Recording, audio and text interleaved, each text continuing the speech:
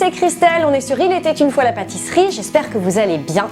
Aujourd'hui, on va faire une recette que j'adore, la tarte au citron. Ah mais mince, c'est la Saint-Valentin aujourd'hui.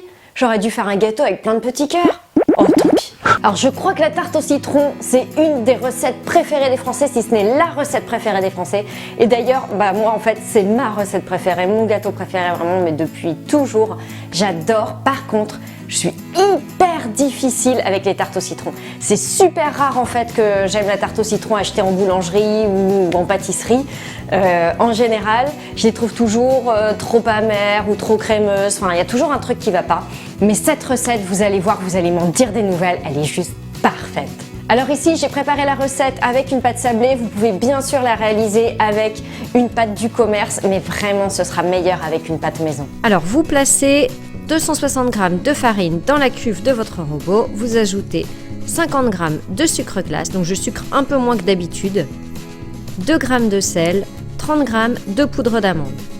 Là, vous mélangez une première fois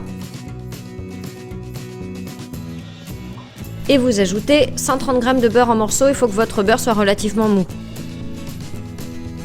Vous continuez de mélanger. Tous les ingrédients et le matériel sont en barre d'infos. Et vous ajoutez un œuf. Là, vous mélangez jusqu'à ce que la pâte soit bien amalgamée. Vous la récupérez et vous formez une boule. Vous l'enveloppez dans du film alimentaire et 30 minutes au réfrigérateur. Ensuite, vous allez l'étaler, donc soit sur un plan de travail fariné, soit entre deux feuilles de papier cuisson. Et vous allez chemiser un cercle à pâtisserie, donc c'est toujours mieux qu'un moule. Après, si vous n'avez qu'un moule à tarte, vous faites bien sûr avec un moule à tarte. Vous piquez bien le fond avec une fourchette. Petite astuce pour la cuisson de la pâte à tarte, mettez-la 15 minutes au congélateur avant de la placer au four, comme ça elle va durcir et elle va pas retomber dans le four. Et vous enfournez pour 25 minutes à 180 degrés. Ensuite, vous démoulez et on passe au lemon curd. Donc pour ça, vous allez placer 3 œufs directement dans une casserole. Vous ajoutez 60 g de sucre en poudre, là aussi je sucre moins que d'habitude.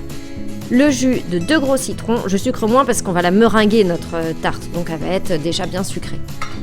75 g de beurre en morceaux et 2 g d'agar-agar.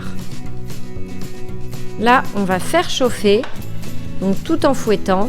Et dès les premiers bouillons, c'est important vraiment, vous retirez du feu, surtout vous ne laissez pas bouillir, vous ne laissez pas trop épaissir parce que vous allez voir en refroidissant, le lemon curd va vraiment bien épaissir déjà. Ensuite, vous le filtrez, ce sera toujours mieux s'il y a des petits morceaux d'œuf ou quoi qui sont apparus à la cuisson. Donc tout simplement, vous passez dans une passoire, ce sera toujours mieux. Vous étalez ensuite donc cette crème au citron directement sur votre fond de tarte et puis vous étalez bien avec une spatule. On passe à la meringue. Donc vous placez 3 blancs d'œufs dans la cuve de votre robot et vous fouettez donc en augmentant la vitesse progressivement.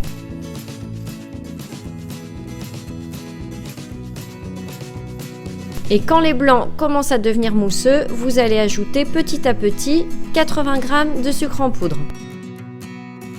Donc en 3 fois, ce sera très bien. Là, vous laissez fouetter pendant un moment, au moins 5 minutes, je dirais, jusqu'à avoir un bec d'oiseau quand vous soulevez votre fouet.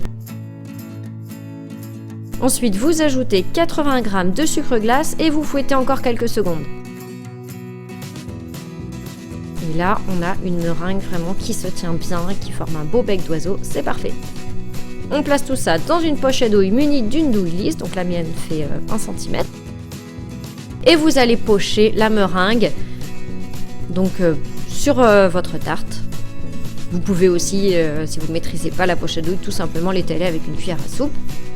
Et ensuite, avec un chalumeau, on va griller la meringue. Donc vous pouvez aussi le faire sous le grill du four, mais esthétiquement ça fait vraiment une différence, c'est vraiment beaucoup plus joli au chalumeau. Je vous mets les références de mon chalumeau en barre d'infos. Et je vous conseille d'en acheter un quand même de qualité parce que sinon c'est une vraie galère. Et voilà, c'est terminé. Moi je l'adore cette tarte au citron, c'est vraiment mais la meilleure. Ça y est, la recette est terminée, j'espère qu'elle vous a plu. On se retrouve samedi pour un layer cake, vous m'en direz des nouvelles. À bientôt! Et n'oublie pas de t'abonner en cliquant sur ma tête.